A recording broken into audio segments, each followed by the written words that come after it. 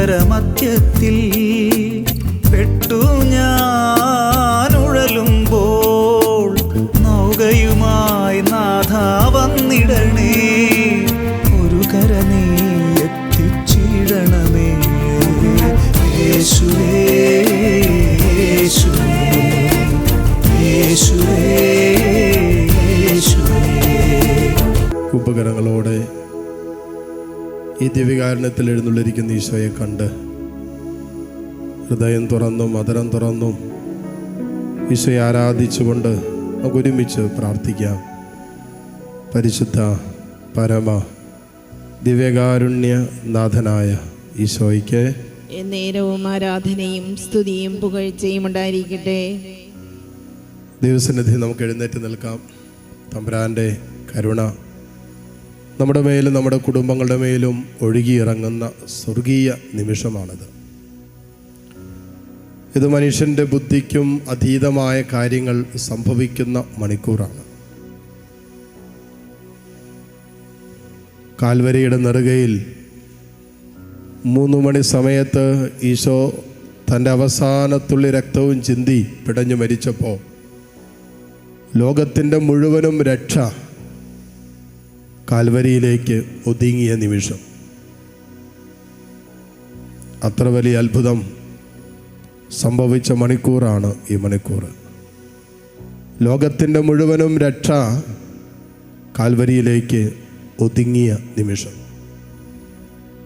ഇതാ അതേ മണിക്കൂറിലാണ് നമ്മൾ പ്രാർത്ഥിക്കുന്നത്. അതേ കർത്താവിൻ്റെ കുരിശുമരണത്തിൻ്റെയും പീഡാസഹനത്തിൻ്റെയും ഉദ്ധാനത്തിൻ്റെയും യോഗ്യതയോട് ചേർന്നുകൊണ്ടാണ് നമ്മൾ പ്രാർത്ഥിച്ചു കൊണ്ടിരിക്കുന്നത്. അതുകൊണ്ട് കർത്താവ് കാൽവരിയിൽ രക്തം ചിന്തി മരിച്ചപ്പോൾ വെളിപ്പെട്ട അതേ കൃപയിലാണ്, അതേ കാരുണ്യത്തിൻ്റെ അനുഭവത്തിലാണ് നമ്മൾ ഈ മണിക്കൂറിൽ പങ്കുചേരുന്നത്, വിശ്വാസത്തിൽ. അതുകൊണ്ട് ആഴമായ വിശ്വാസത്തോടെ നമുക്ക് പ്രാർത്ഥിക്കാം. ദൈവം എൻ്റെ ജീവിതത്തിൽ, എൻ്റെ കുടുംബത്തിൽ ഇടപെടുമെന്നുള്ള പൂർണ്ണമായ ബോധ്യത്തോടും അറിവോടും കൂടെ ഈ നിമിഷങ്ങളിൽ പ്രാർത്ഥിക്കാം. രക്ഷയെ ഈ ആരാധനയിൽ പങ്കെടുത്ത് പ്രാർത്ഥിക്കുമ്പോൾ നിങ്ങളെ, നിങ്ങളുടെ കുടുംബത്തെയൊക്കെ അലട്ടുന്ന നിരവധിയായ പ്രശ്നങ്ങളുണ്ടാകാം. നിങ്ങളുടെ സ്വകാര്യ ജീവിതത്തെ വല്ലാതെ തകർത്ത് കളയുന്ന ചില അനുഭവങ്ങളായിരിക്കാം. കുടുംബത്തിൻ്റെ വരുമാന മാർഗങ്ങൾ, സാമ്പത്തിക മേഖലകൾ, കുടുംബത്തിൻ്റെ സമാധാനം, സന്തോഷം, കുടുംബ ബന്ധങ്ങൾ, ഇതിലൊക്കെ എന്തെങ്കിലുമൊക്കെ അസ്വസ്ഥതകൾ അനുഭവിക്കുന്നവർ രക്ഷ ഈ ആരാധനയിൽ പങ്കുചേരുന്നുണ്ടാകാം. നിങ്ങൾ ലോകത്തിൻ്റെ ഏത് കോണിലാകട്ടെ, ജീവിതത്തിൻ്റെ ഏത് അനുഭവത്തിലാകട്ടെ, കടന്നു പോകുന്നത് പ്രത്യാശ നഷ്ടപ്പെട്ടു പോകുന്ന ജീവിതത്തിൻ്റെ അനുഭവമാകട്ടെ, കർത്താവിൻ്റെ സാന്നിധ്യവും കർത്താവിൻ്റെ വചനവും നമുക്ക് ജീവൻ നൽകുന്നതാണ്. എസെക്കിയേൽ പ്രവാചകന്റെ പുസ്തകം 37-ാം അധ്യായത്തിൽ നാം വായിക്കുന്നില്ലേ, അസ്ഥികളുടെ താഴ്വരയിൽ പ്രവാചകൻ അസ്ഥികളോട് കൽപ്പിച്ചു. അസ്ഥികളാ, ജീവനില്ല. കർത്താവ് പറഞ്ഞു, ഈ അസ്ഥികളോട് പ്രവചിക്കാൻ പറഞ്ഞു പ്രവാചകനോട്. വരണ്ടുണങ്ങി കിടക്കുന്ന അസ്ഥികൾ, അവയോട് കർത്താവിൻ്റെ വചനം ശ്രവിക്കാൻ പറയുകയാണ്. അങ്ങനെ എസെക്കിയേൽ പ്രവാചകന്റെ പുസ്തകം 37-ന്റെ 5 മുതലുള്ള വചനങ്ങൾ നാം വായിക്കുമ്പോൾ അവിടെ വായിക്കുകയാണ്, ദൈവമായ കർത്താവ് ഈ അസ്ഥികളോട് അരുളി ചെയ്യുന്നു, ഇതാ ഞാൻ നിങ്ങളിൽ പ്രാണൻ നിവേശിപ്പിക്കും, നിങ്ങൾ ജീവിക്കും. ജീവനില്ലാതെ കിടന്ന അസ്ഥികളോട് പ്രവചിച്ചപ്പോൾ അവയ്ക്ക് ജീവനുണ്ടായെന്ന വചനം പറയുന്നത്.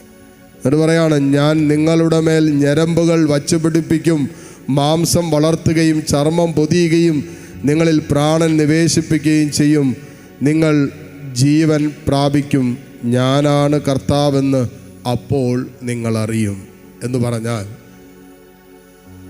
ജീവനില്ലാത്ത അവസ്ഥകളിലേക്ക് കർത്താവിൻ്റെ സാന്നിധ്യം കടന്നു ചെല്ലുമ്പോൾ അവസ്ഥകൾക്ക് ജീവനുണ്ടാകുന്നുവെന്ന്. അസ്ഥികൾക്ക് ആലോചിച്ച് നോക്കി, ഉണങ്ങി വരണ്ട് കിടക്കുന്ന അസ്ഥികൾ, കൈയുടെ കാലുകളുടെ ശരീരത്തിൻ്റെ പല ഭാഗങ്ങളുടെ അസ്ഥികൾ കിടക്കുന്നിടത്ത് നോക്കിയിട്ട് പ്രവാചകൻ കർത്താവിൻ്റെ നാമത്തിൽ അസ്ഥികളോട് പ്രവചിച്ചു, ജീവനുണ്ടാകട്ടെ എന്ന് പറഞ്ഞു. അപ്പോൾ അസ്ഥികൾക്ക് ജീവനുണ്ടായി.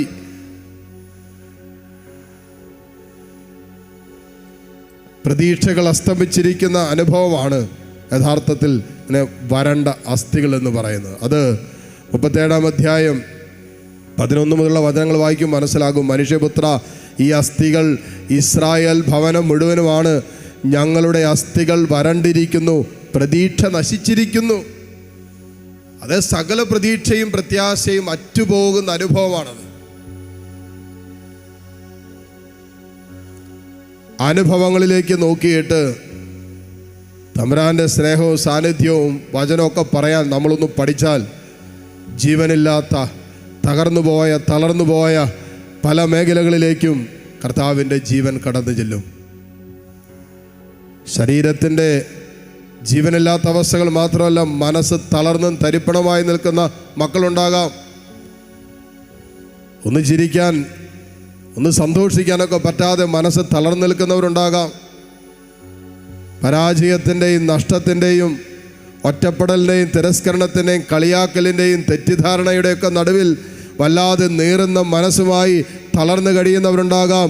നിങ്ങളുടെ മനസ്സിനെ നോക്കിയിട്ട് പ്രവാചകൻ അസ്ഥികളോട് പ്രവചിച്ചതുപോലെ ജീവനുണ്ടാകട്ടെ എന്ന് പറയട്ടെ. ജീവനുണ്ടാകട്ടെ. കാരണം കർത്താവിൻ്റെ സാന്നിധ്യത്തിലല്ലേ. ഈശോ പറഞ്ഞില്ലേ യോഹന്നാൻ 10:10, ഞാൻ വന്നിരിക്കുന്നത് ജീവനുണ്ടാകാനും നിനക്ക് സമൃദ്ധമായി ഉണ്ടാകാനുമാണെന്ന്. ആ ജീവൻ്റെ സമൃദ്ധിയുടെ മുമ്പിലല്ലേ മോനെ നീ ഇപ്പോൾ ആയിരിക്കുന്നേ. ജീവൻ നഷ്ടപ്പെട്ടു പോകുന്ന സകല അനുഭവങ്ങളുടെ മീതെ ദൈവത്തിൻ്റെ വചനം സഞ്ചരിക്കുമ്പോൾ ജീവനുള്ളതായിട്ട് മാറും. കർത്താവേ, ഇതുപോലെ ഈ ആരാധനയിൽ പങ്കെടുത്ത് പ്രാർത്ഥിക്കുന്ന മക്കളുണ്ട്. പ്രത്യാശറ്റുപോയവർ, പ്രതീക്ഷിക്കാനൊന്നുമില്ലാത്തവർ, സ്വപ്നങ്ങളെല്ലാം പൊലിഞ്ഞു പോയ ജീവിതങ്ങൾ, മുന്നോട്ട് എന്ത് ചെയ്യും, എങ്ങനെ മുന്നോട്ട് പോകും എന്നൊക്കെ ആലോചിച്ചും ചിന്തിച്ചും ആകുലപ്പെട്ടും ഭാരപ്പെട്ടും കഴിയുന്ന മക്കൾ, കർത്താവേ, നിൻ്റെ കരുണ, നിൻ്റെ സ്നേഹം, നിൻ്റെ സാന്നിധ്യം ഈ മക്കളുടെ മേൽ നീ വർഷിക്കണമേ എന്ന് പ്രാർത്ഥിക്കുന്നു. നീറുന്ന മനസ്സുമായി പ്രാർത്ഥിക്കുന്ന മക്കൾ, കർത്താവേ, വിശ്വാസത്തോടെയുള്ള പ്രാർത്ഥനയാണല്ലോ, ഹൃദയം നുറുങ്ങി നിന്നെ വിളിക്കുന്നതാണല്ലോ എല്ലാ നീറുന്ന പ്രശ്നങ്ങൾക്കുള്ള ഉത്തരമെന്ന് വചനത്തിലൂടെ അങ്ങ് പറഞ്ഞിട്ടില്ലേ. ഈശോ, ഞങ്ങളിതാ ലോകമെമ്പാടും ഇരുന്ന് പ്രാർത്ഥിക്കുന്ന എല്ലാ മക്കളോട് ചേർന്ന് നിൻ്റെ കരുണയ്ക്ക് വേണ്ടി പ്രാർത്ഥിക്കുന്ന നിമിഷങ്ങളാണ്. ഈശോയെ, നിൻ്റെ കരുണയാചിച്ച് പ്രാർത്ഥിക്കുന്ന മക്കളാണ് ഇവർ. രോഗികളായിട്ടുള്ളവർ ഇതിനകത്തുണ്ട്. ജീവിതത്തിൽ ഒത്തിരിയേറെ നഷ്ടങ്ങളുടെയും സങ്കടങ്ങളുടെയും നടുവിൽ നിൽക്കുന്ന മക്കളുണ്ട്. ഈശോയെ, പരാജയ ഭീതി മനസ്സിൽ കൊണ്ട് നടക്കുന്ന മക്കളുണ്ടാകാം. ജീവിതത്തിൽ ഒന്നും എത്തിപ്പിടിക്കാൻ പറ്റാത്തതിൻ്റെ നിരാശയ്ക്ക് അടിമപ്പെട്ടു പോയ മക്കൾ ഇതിനകത്തുണ്ടാകാം. ആരുമില്ല എന്നുള്ള തോന്നലിൻ്റെ നടുവിലൂടെ കടന്നു പോകുന്നവരുണ്ടാകാം. ഈശോയെ, ഇവരിലേക്കെല്ലാം നിൻ്റെ സ്നേഹത്തിൻ്റെ പ്രത്യാശയുടെ വചനം നൽകണമേ എന്ന് പ്രാർത്ഥിക്കുന്നു. നിങ്ങളായിരിക്കുന്നിടങ്ങളിൽ നിങ്ങളുടെ കരങ്ങൾ രണ്ടും കർത്താവിൻ്റെ സന്നിധിയിലേക്ക് നീട്ടിപ്പിടിക്കാം. നിങ്ങളുടെ അവസ്ഥകളെ ഈശോയുടെ സന്നിധിയിലേക്ക് കൊടുക്കാം. നിങ്ങൾ കടന്നു പോകുന്ന വേദനകളെ, പ്രതികൂല അനുഭവങ്ങളെ, സങ്കടങ്ങളെ, സ്വകാര്യ ദുഃഖങ്ങളെല്ലാം ഈശോയ്ക്ക് കൊടുക്കാം. ഇതാ നമ്മുടെ കൺമുമ്പിൽ ഈശോയുണ്ടല്ലോ, നമ്മുടെ ഇത്ര അടുത്ത് ഈശോയുണ്ടല്ലോ.